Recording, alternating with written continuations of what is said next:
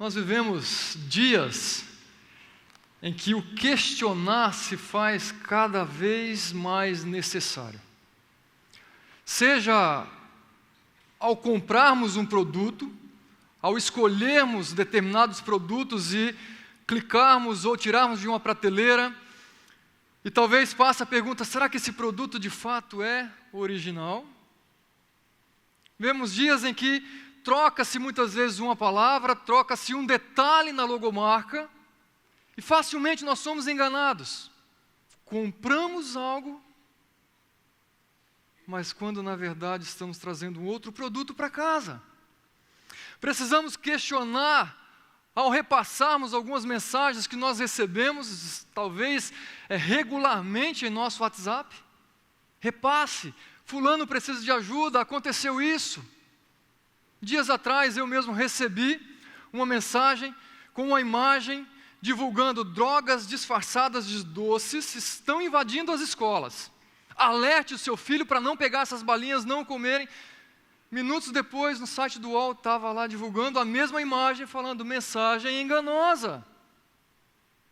Até que ponto podemos confiar ao lermos jornais ou assistirmos aos jornais? Até que ponto essas notícias que são veiculadas são de fato confiáveis? Há pessoas que pagam para que informações sejam veiculadas. A manipulação daquilo que se comunica, de fato, é confiável? Mark Twain diz o seguinte: se você não lê jornais, você é desinformado. Se você lê jornais, você é mal informado. Que caminho seguir? O que fazer? E no campo da religião não é muito diferente. Nós encontramos homens, mulheres que ocupam lugar de destaque, que se colocam na posição de líderes religiosos. E o que de fato buscam? Será que realmente é cuidar das ovelhas, ou são pastores mercenários que estão em busca de algo para si mesmos, de enriquecer-se, de alcançar status, posição? Engano. Tempos de tanto relativismo. Como nós podemos afirmar se é verdadeiro ou se não é? Quem é quem? E trazendo para o nosso contexto da igreja, quando se trata de ser quem está em relacionamento com Deus, a dúvida de vez em quando ela se apresenta: será que realmente são cristãos? Será que realmente são filhos de Deus? Por que agem assim? Por que tal conduta? Por que tal procedimento? Escute, esses questionamentos não são de hoje. Observe lá em 1 João capítulo 2, versículo 19.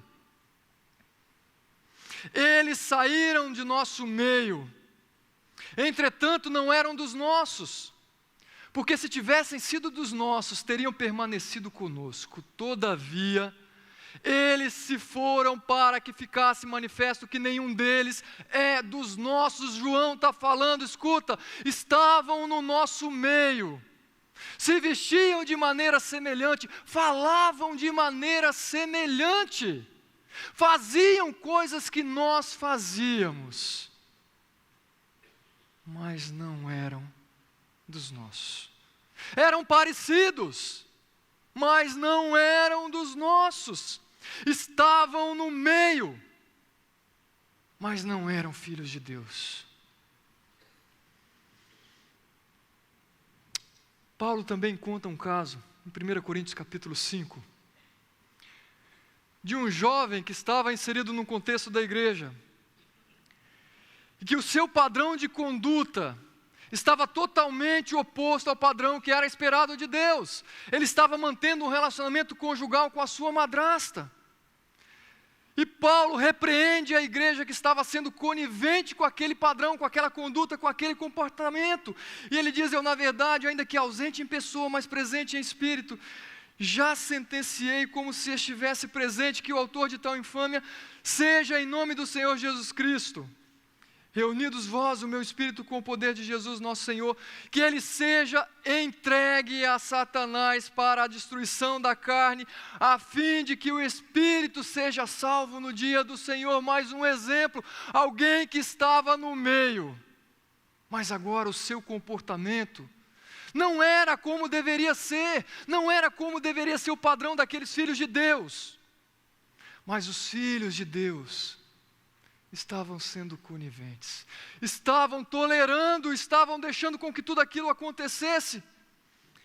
E no versículo 1, Paulo diz, escuta, geralmente se ouve que há entre vocês fornicação e fornicação tal, que nem ainda entre os gentios se nomeia, escute, aquele homem, filho de Deus.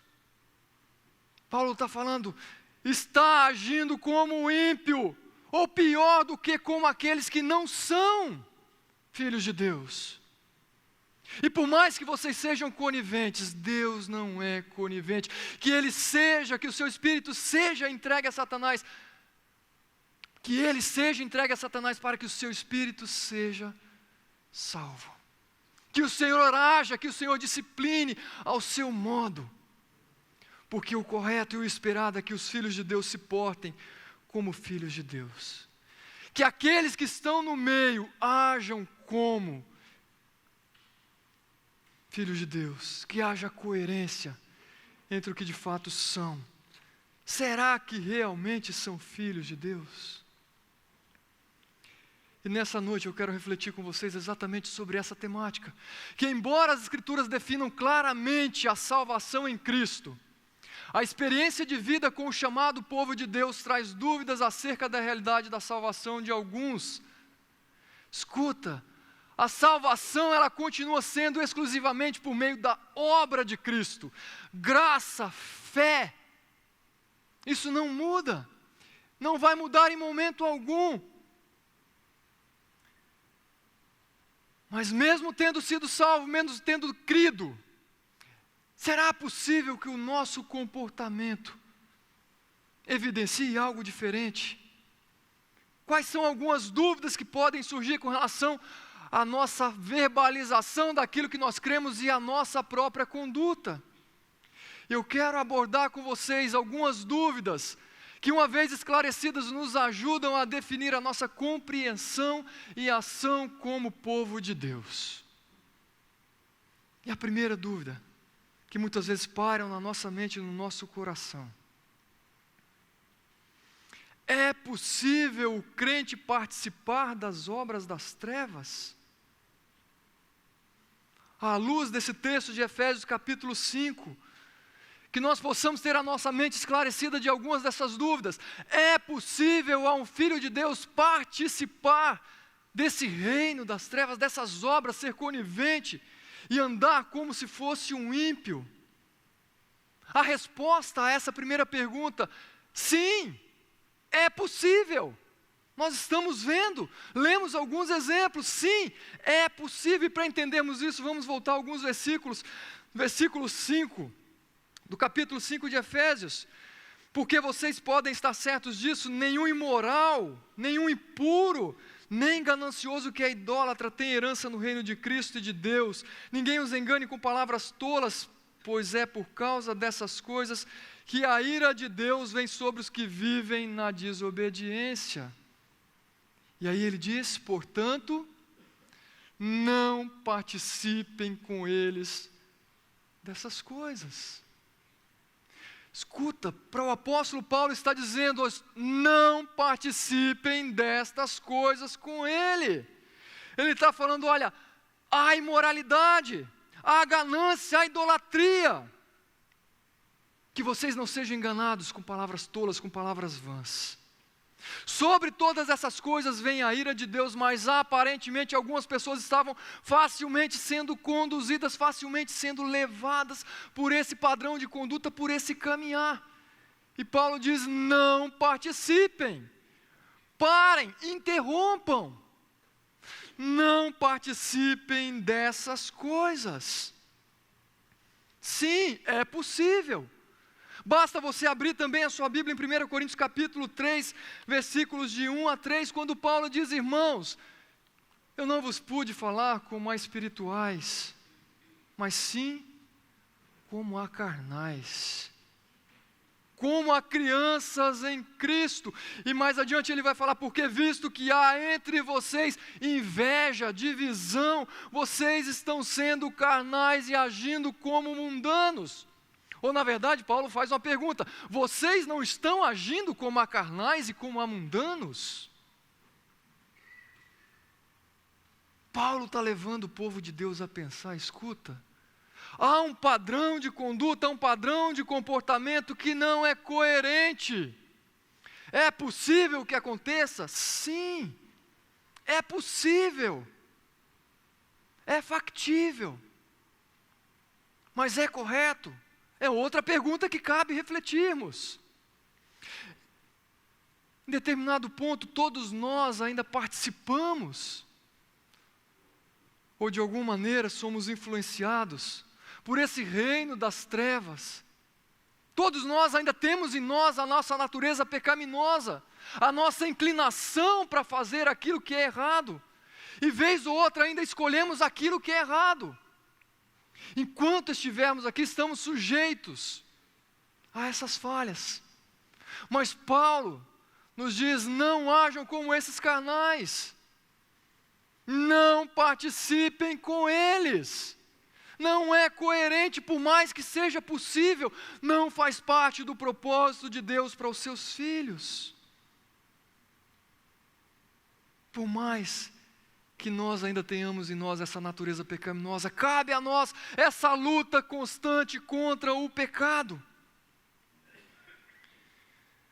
Há uma visão por parte de alguns de que o crente vai alcançar uma posição de impecabilidade, uma posição de perfeição, enquanto aqui, escuta, observe o que veja lá em 1 João, nós encontramos em 1 João versículos de 8 a 10, se dissermos que não temos pecado nenhum, a nós mesmos enganamos, e a verdade não está em nós. Se dissermos que não temos cometido pecado, fazemo-lo mentiroso, e a sua palavra não está em nós. Se dissermos que nós não pecamos, nós somos mentirosos. Se dissermos que alcançamos a perfeição, nós somos mentirosos e estamos fazendo de Deus mentiroso. Porque nós ainda somos falhos, nós carecemos dessa graça de Deus constantemente. É possível sim, é possível. Mas ao mesmo tempo que afirmamos que é possível, por outro lado, nós podemos dizer, é impossível para um crente, para um filho de Deus, andar constantemente nesse padrão de conduta como filho das trevas. Não aceite simplesmente, não se acomode, eu sou pecador, eu não consigo. Escute, você não consegue, mas tem alguém que te capacita, que age em você, e que concede vitórias diante das nossas lutas, apesar das nossas limitações. Nós podemos enganar a várias pessoas durante muito tempo, podemos nos enganar por alguns momentos, mas a Deus em nenhum momento enganamos. Não é coerente. Vivemos como um ímpio não é compatível com a vida de santidade que Deus espera de mim e com a vida de santidade que Ele espera de você. É por isso que Paulo diz, não participem com eles. É possível, sim, estar presente no meio da igreja, infelizmente. Mas não participem, porque não podemos aceitar essas coisas, não podemos aceitar esse padrão de conduta de mim, nem de você, nem de nenhum filho de Deus, que isso não seja a nossa marca.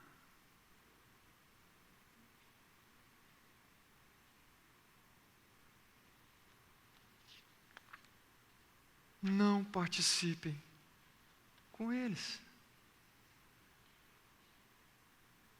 Paulo diz, é possível, mas tem coisa que não deve caber, nem ganhar espaço na nossa vida, no nosso coração, nem no nosso meio. Por mais que a sociedade tenha mudado, por mais que a moralidade aparentemente tenha mudado, o padrão de certo já não é mais o mesmo, certo e errado, o bom ou o ruim, tudo é relativo. Escuta, tudo para os filhos das trevas, mas para os filhos de Deus não é tudo relativo. O padrão de Deus não muda. O padrão do que é santo, do que é profano para Deus não mudou e nem vai mudar. A sua palavra não muda jamais. O nosso Deus continua sempre sendo santo. A vontade de Deus sempre continua sendo perfeita, o padrão de Deus não mudou, o seu caráter não mudou, as suas exigências não mudaram. Os padrões lá fora não podem influenciar os nossos padrões. Não é esse mundo que dita o nosso padrão moral.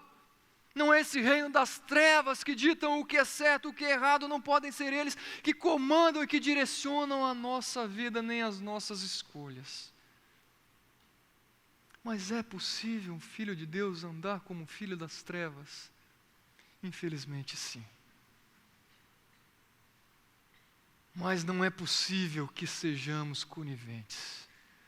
Não é possível que nos acomodemos com essa realidade. Isso é incompatível com o padrão de vida que Deus tem para mim e para você. Nós já fomos tirados, transportados desse reino das trevas para o seu reino de luz.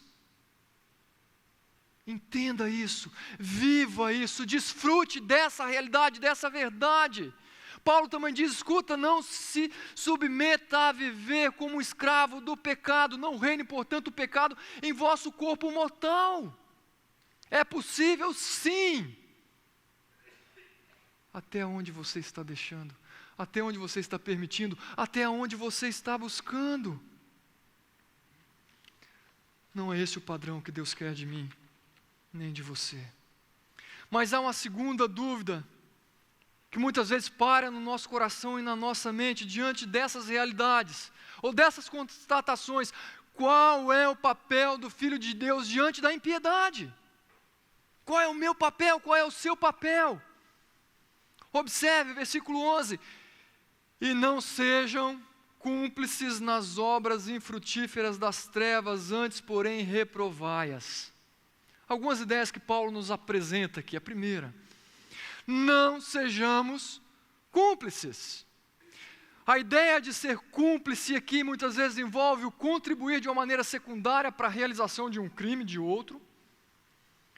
Talvez colaborar para que algo seja feito, mesmo que você não concorde tanto. É uma sociedade, é uma parceria, muitas vezes é uma aliança que é feita, é um pacto que é feito para se realizar algo.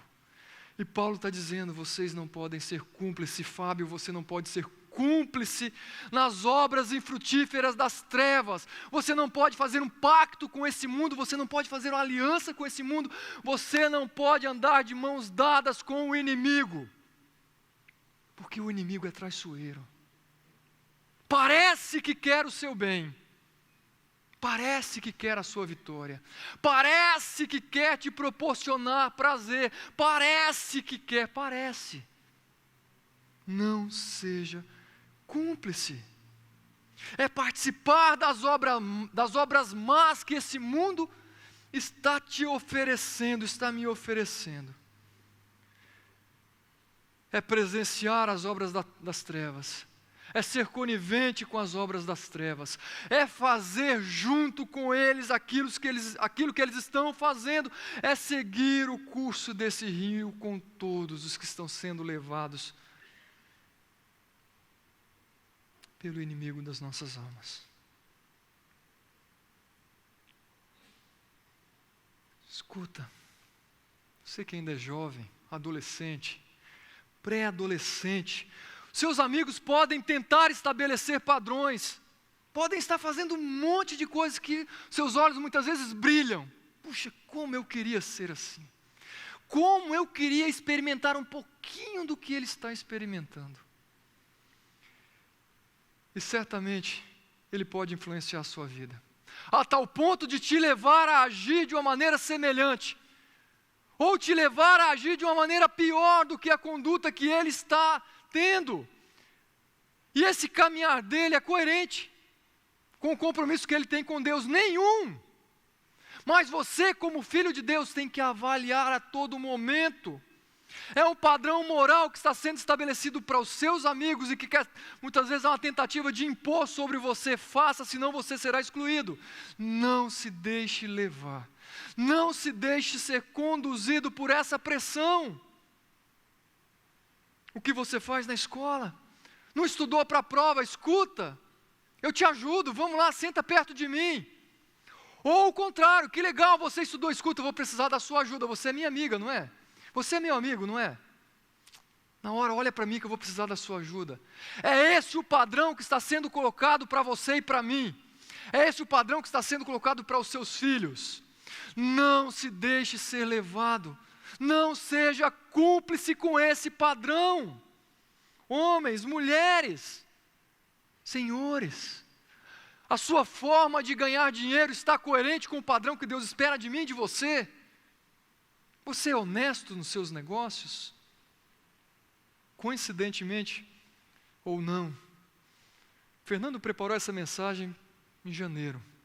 Nós estamos iniciando o período de você fazer a sua declaração de imposto de renda. Escuta, o padrão que o mundo está ditando, faça de um jeito que você receba o máximo, ou faça de um jeito que você pague menos. É isso que está começando a permear no seu coração, a ganhar espaço e batendo na porta do seu coração. Não seja cúmplice com as obras infrutíferas das trevas. Não é esse o padrão que Deus tem para mim nem para você.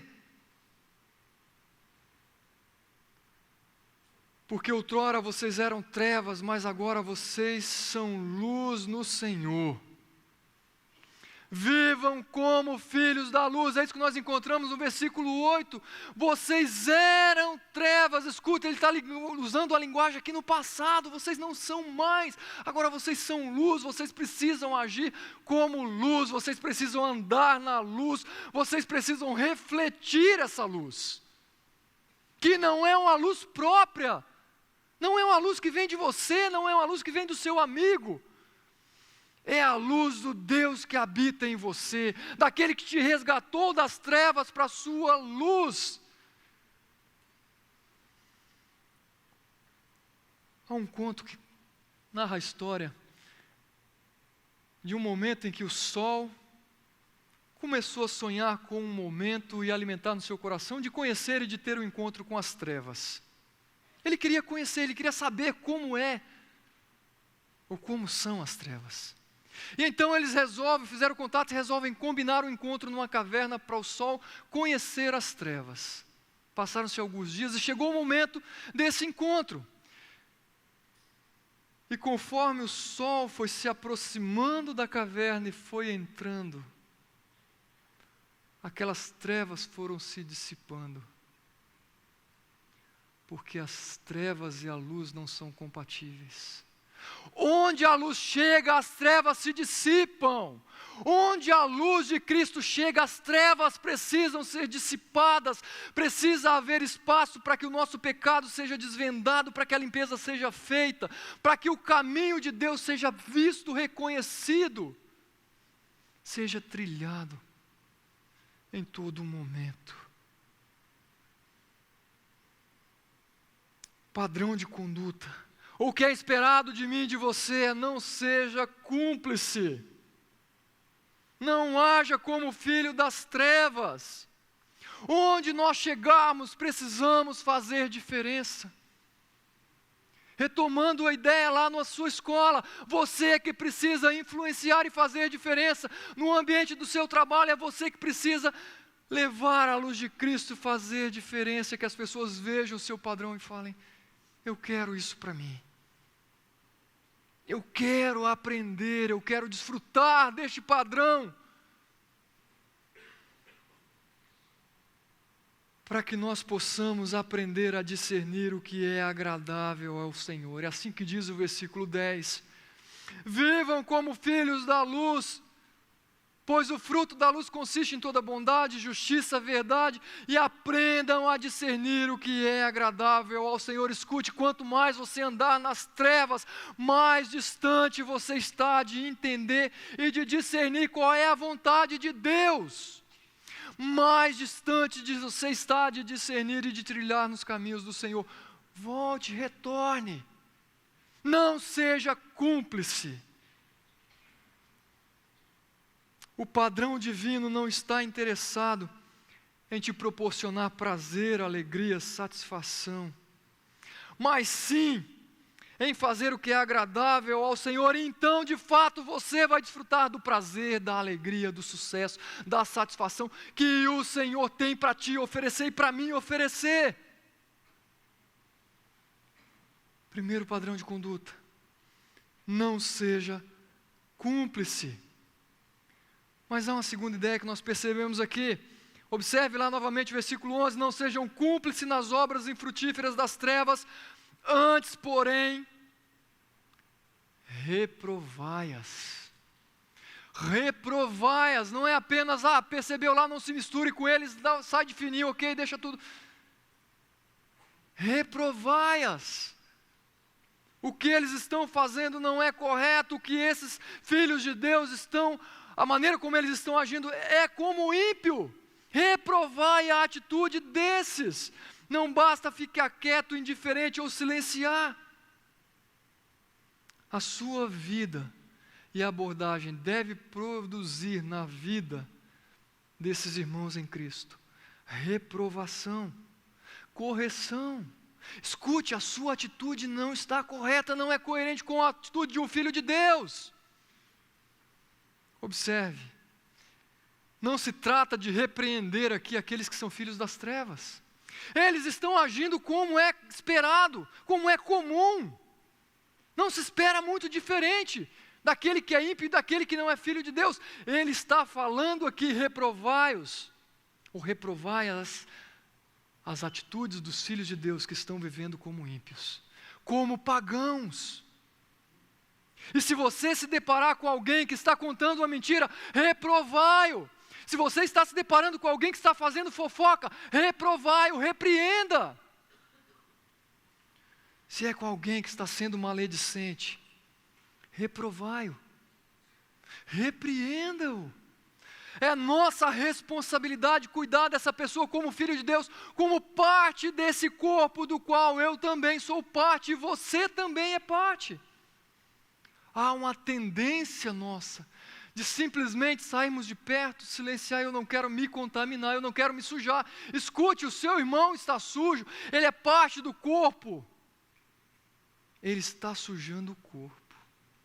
Você está se sujando, ou está se permitindo ser contaminado de alguma maneira, em determinadas proporções, porque esse pecado não fica somente no âmbito dele, mas ele sofre. Mas o corpo também sofre, paga o preço de ter membros do seu corpo se comportando como filhos das trevas, agindo como ímpios. É minha responsabilidade, é sua responsabilidade. Observe Mateus capítulo 18, versículo 15. Se o seu irmão pecar contra você, vá, saia de fininho, procure o pastor. Escuta, não é isso.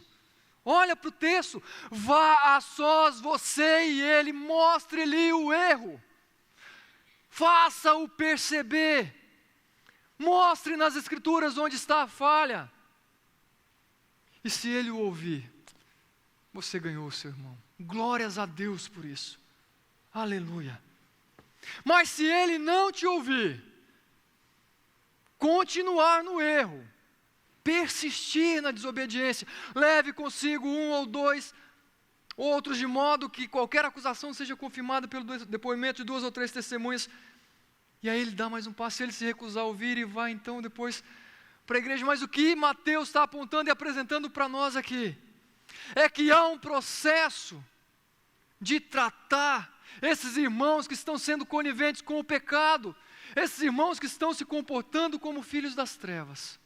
Reprovai a sua atitude, repreenda a sua atitude. Por mais que alguns nesse processo digam: escuta, quem é você? Você já olhou para a sua vida? Você lembra o que você fez semana passada? Quem você acha que é para falar comigo? Escuta, cuide da sua vida, eu cuido da minha. Eu já tenho os meus problemas, vem você querendo agora cuidar da minha vida? Não se meta onde você não foi chamado.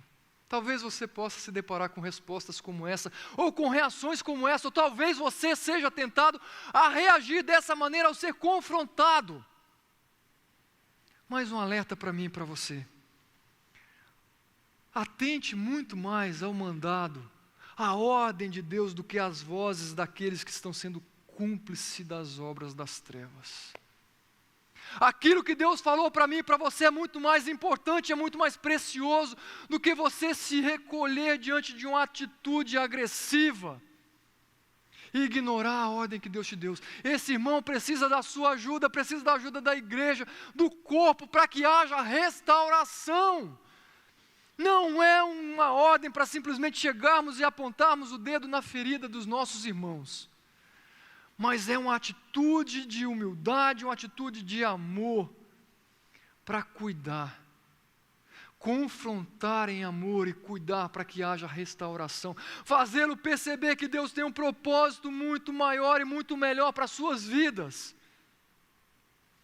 levá-lo a entender e a compreender que ao ignorar os princípios e as vontades de Deus, ele está colocando em risco a sua própria vida, mas ele está colocando em risco a vida da sua família.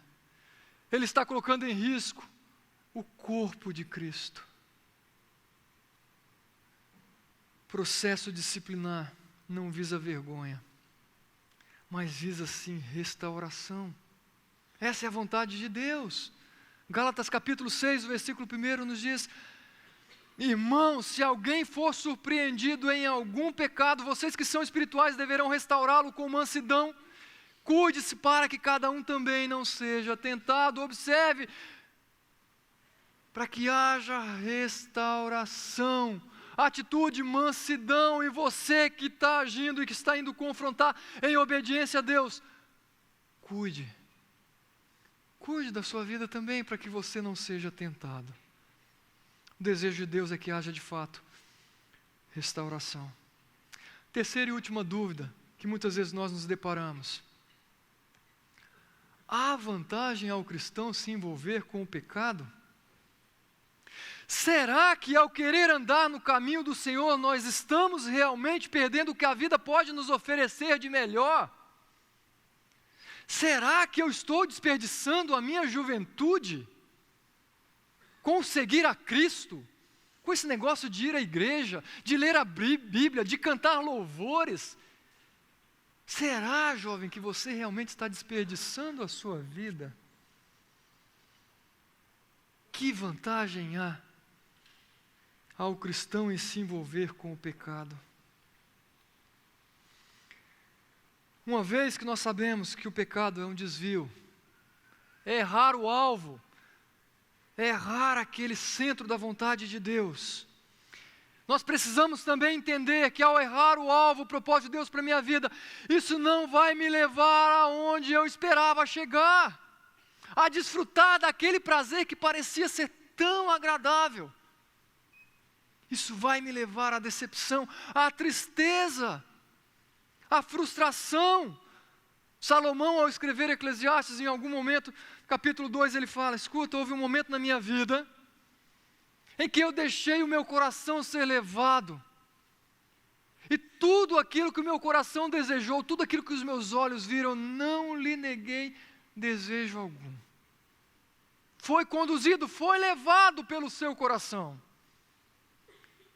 Em algum momento mais à frente ele diz: quando a ficha caiu, eu percebi que tudo era correr atrás do vento. Não fazia sentido algum. Há vantagem para o cristão se envolver com o pecado? Aparentemente sim. Talvez em algum momento você desfrute de algo prazeroso, de uma alegria, que você fala: puxa, isso parece ser legal. Mas quando a ficha cai, você vai perceber: não vale a pena caminhar longe da vontade de Deus. Observe Tiago capítulo 1, versículo 14. Ao contrário, cada um é tentado pela sua própria cobiça, e quando essa o atrai e o seduz, então a cobiça, depois de haver concebido, dá à luz o pecado, e o pecado, uma vez consumado, gera a morte.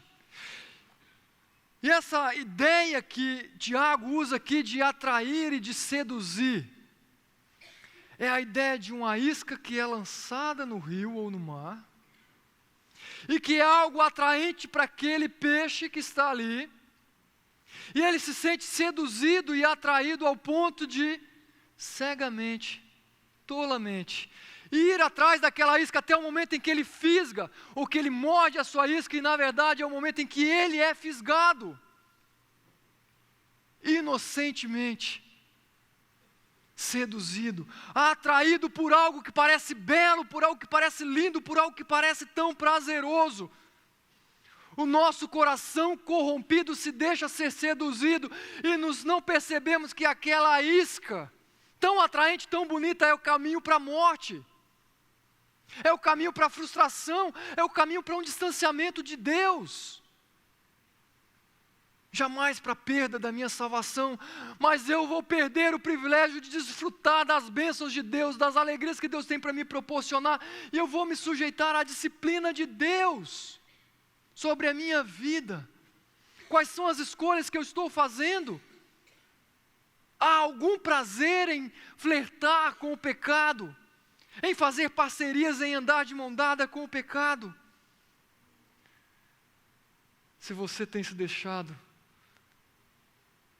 ser convencido de que sim, vale a pena, ninguém vai descobrir, ninguém está vendo. Me lembro de uma mensagem que o Fernando pregou anos atrás, bastante anos, e ele dizia o seguinte: o diabo, ele vai te ajudar em vários momentos para você pecar. Ele vai facilitar as coisas, ele vai encurtar o caminho para que você peque, para que você desfrute, ele vai te dar prazer. Mas ele não vai fazer o menor esforço para te ajudar a esconder. Ele não vai fazer o menor esforço para te ajudar a sair desse lamaçal, para se desprender dessa isca na qual você foi fisgado. Meus irmãos, a mídia está apresentando para mim e para você o pecado como algo belo, como algo atraente, como algo a ser buscado. Quantos filmes, quantas séries, quantas novelas, seriados, quantos desenhos animados estão trazendo ideias de que isso é legal. Quantas vezes você já se pegou, talvez, assistindo um filme em que um casal estava vivendo certas frustrações no seu relacionamento conjugal e de repente aparece uma linda mulher no meio do caminho, toda atraente, e que aquele marido, tadinho, tão infeliz, tão frustrado no casamento, ele merecia algo melhor. E quando você vê, você já foi envolvido e está torcendo para que ele largue a esposa e vai se envolver. Você já se pegou nessa situação? Será que a ficha cai que nós estamos sendo enganados, seduzidos? Porque você merece ser feliz, você merece algo melhor. Atrai, seduz, passa uma maquiagem para que você não veja aquilo que é real. Investe em algo que é enganoso, é falso, é o caminho para a morte. Observe novamente o versículo 11 de Efésios capítulo 5. Não sejam cúmplices nas obras infrutíferas. É isso que você vai colher. Não pense que vai viver realmente aquela felicidade intensa que jamais vai passar. Essas obras são infrutíferas porque são obras fruto de uma vida, de um caminhar como ímpio. Não produz o resultado esperado jamais. Se você pensa que fazer a manutenção de uma mágoa no seu coração te faz bem, não, eu preciso curtir, esse momento é meu, o que ele fez é imperdoável. Você não vai curtir, você não vai desfrutar de frutos que vêm de Deus. Essa obra, ela é infrutífera, você só vai cultivar rancor, você só vai cultivar distanciamento, você só vai cultivar tristeza. Se você pensa que cultivar a promiscuidade, a infidelidade, experimentar as drogas à vontade, ou a rebeldia que está no seu coração. Se você pensa que isso vai te levar onde você espera, você está enganado, você já foi fisgado. Largue essa isca, saia desse ambiente. Não vai te levar onde você espera. Versículo 12, porque o que eles fazem em oculto, o só referir é vergonha, não vai te levar a esse caminho de realização. Paulo está falando para mim e para você, você vai colher vergonha, você vai colher frustração. Essa não é a vontade de Deus para mim e para você. Por mais que a sociedade fala, vá, faça, você precisa disso. Romanos capítulo 6, versículo 21, Paulo ainda diz, olha, que fruto colheram então das coisas das quais agora vocês se envergonham? O fim delas é a morte. Em Hebreus nós também encontramos o exemplo de Moisés que fez uma decisão acertada, uma escolha sábia. Pela fé, Moisés, já adulto, tendo a oportunidade de viver num ambiente de luxo, de regalia, onde ele poderia escolher, onde ele poderia mandar, ele se recusou a ser chamado de filho da filha do faraó, preferindo ser maltratado com o povo de Deus, a desfrutar dos prazeres do pecado durante algum tempo. Escuta, foi escolha. Moisés preferiu sofrer privações por um momento, ser envergonhado, ser maltratado por um momento, do que desfrutar de prazeres momentâneos, passageiros. O que você está escolhendo? Para onde o seu coração está te levando? Há alguma vantagem em se deixar levar pelas obras das trevas? Engano, mentira. Todas as coisas, versículo 13, mas todas as coisas, quando reprovadas pela luz, se tornam manifestas, porque tudo que se manifesta é luz. Assim como a luz destrói as trevas, o confronto honesto entre o pecado e a pureza evidencia a superioridade da pureza. Como é melhor andar em comunhão com Deus, como é melhor estar na vontade de obedecer ao nosso Deus. Os nossos pecados não são para serem mantidos intactos, ocultos, mas são para serem expostos à luz, reprovados, corrigidos, alinhados com o padrão de Deus. E concluindo o nosso tempo aqui, não tenha dúvidas. Versículo 14 do capítulo 5 de Efésios. Pelo que diz, desperta, ó tu que dormes, levanta-te de entre os mortos e Cristo te iluminará. Imagine aqui, alguém deitado entre os mortos, um crente cúmplice das trevas. E os mortos aqui são realmente aqueles que fazem parte desse reino que ainda não conheceu a Deus, são mortos espiritualmente, mas ele está falando aqui àqueles que escolhem se deitar junto com esses mortos. Imagine uma vala cheia de mortos, cheia de cadáveres. Esses são os filhos das trevas.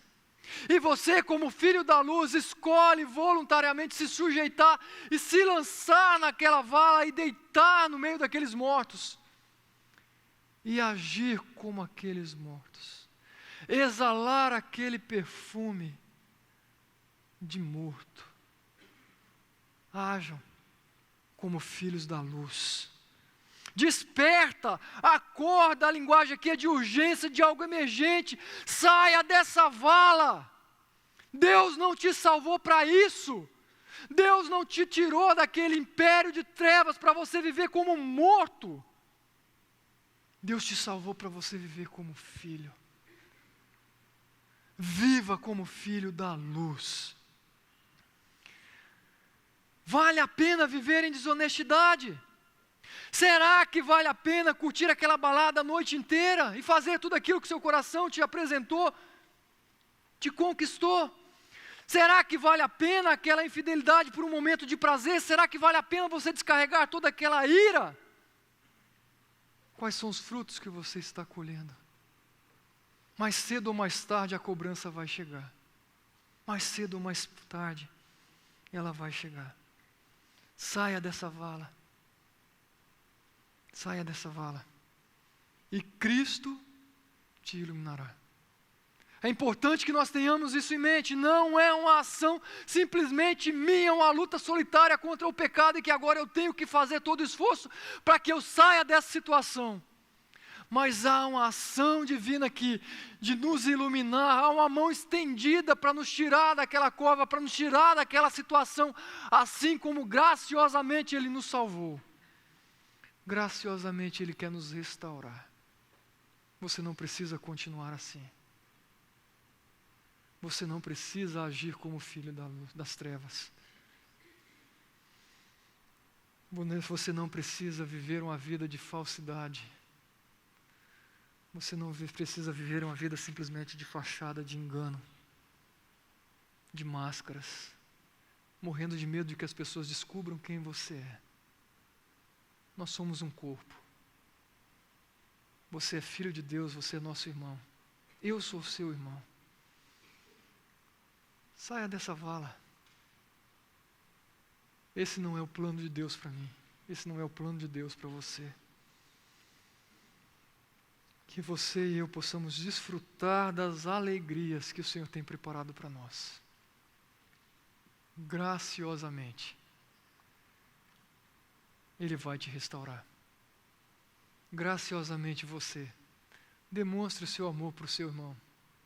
Trabalhe para que haja restauração. Ame, cuide.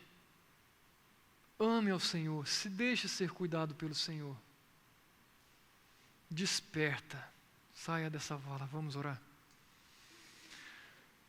Senhor Deus e nosso Pai, que a Tua graça seja sobre nós, que o Senhor trabalhe em nosso coração, que a Tua palavra nos ilumine,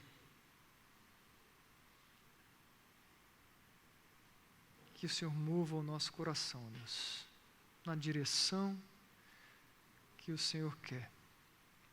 É em nome do Teu Filho que eu oro. Amém, Deus.